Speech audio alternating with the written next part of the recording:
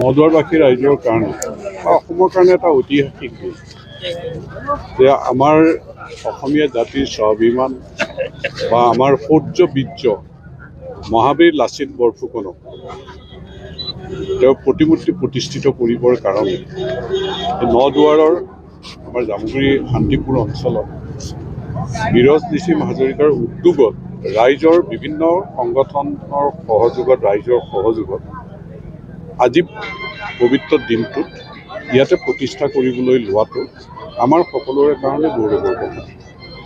গতিকে প্ৰতিজন অসমীয়াই মই অসমীয়া বুলি কওঁতে বৃহত্তৰ অসমীয়া জাতিৰ অন্তৰ্গত বিভিন্ন ভাষা জনগোষ্ঠী ধৰ্মৰ মানুহ যি নিজকে অসমীয়া বুলি ভাবে যে প্ৰত্যেকেই আচলতে গৌৰৱান্বিত। কাৰণ এইখন অসমত আমি এনেকৈ থাকিবলৈ নাপালোহেঁতেন যদি লাচিত বৰফুকনৰ জন্ম নহ'লহেঁতেন। কাৰণ কেনেকৈ লাচিত বৰফুকনে সকলো জাতি জনগোষ্ঠীৰ মানুহক লৈ তেওঁৰ নেতৃত্বত যুঁজ দি এইখন অসম সুৰক্ষিত কৰিছিল।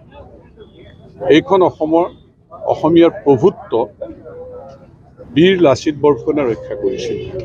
গতিকে তেওঁ আমি সকলো অসমীয়াই তেওঁৰ প্ৰতি শ্ৰদ্ধা, সকলো অসম মাতৃৰ সন্তানে তেওঁক লৈ আমি গৌৰৱ কৰোঁ। গতিকে তেওঁৰ স্মৃতি চিৰযুগমীয়া কৰিবৰ কাৰণে তেওঁৰ প্ৰতিমূৰ্তি স্থাপন কৰিবৰ কাৰণে আমাৰ ইয়াত যিহেতু হোৱা নাছিলে, গতিকে এই উদ্যোগটো আদৰণীয়।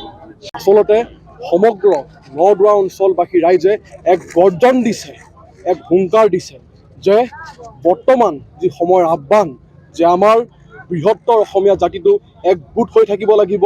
যিহেতু আমি জানো যে মহাবীৰ মহাযোদ্ধা লাচিতে অসমীয়া জাতিক একগোট কৰিছিল আৰু আহোম সাম্ৰাজ্যই তেখেতৰ নেতৃত্বত মোগলক 17 বাৰকৈ পৰাজিত কৰিছিল আৰু আমাৰ সৌৰ্য বীৰ্য মান মৰ্যাদা আমি তেওঁৰ বাবেই আজি হয়তো এনেদৰে সুখত আমি জীয়াই আছোঁ। গতিকে মই ভাবোঁ যে বৰ্তমান যুৱ প্ৰজন্মৰ প্ৰত্যেকজন প্ৰতিনিধিৰ ই এক জাতীয় দায়িত্ব যে তেওঁলোক ওলাই আহিব লাগে। আৰু আজি আমি দেখিছোঁৱেই যে তেওঁলোকৰ যি স্বতঃস্ফূৰ্ত সঁহাৰি জাতি ধৰ্ম ভাষা দল সংগঠন নিৰ্বিশেষে ৰাইজ আই মাতৃ যুৱক যুৱতী জ্যেষ্ঠ ভাতৃ কনিষ্ঠ ভাতৃ সকলো ওলাই আহি যি স্বতঃস্ফূৰ্ত সঁহাৰি আমাক জনালে আৰু আমি চতিয়াৰ পৰা জামুগুৰিলৈ এক বৰ্ণিল শোভাযাত্ৰাৰে আমাৰ অসমৰ সৌৰ্য বীৰ্যৰ প্ৰতীক মহাবীৰ লাচিত বৰফুকনৰ প্ৰতিমূৰ্তি আনি ইয়াত এতিয়া উপস্থিত হৈছোঁ।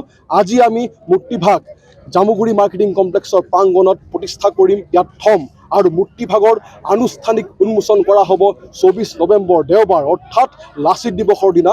আৰু মই আপোনালোকক জনাবলৈ পাই আনন্দিত হৈছোঁ যে মূৰ্তিভাগ শুভ উন্মোচন কৰিবলৈ আমি আহ্বান জনাইছোঁ, আমি নিমন্ত্ৰণ জনাইছোঁ ৰূপন গোহাঁই বৰুৱা ডাঙৰীয়াক।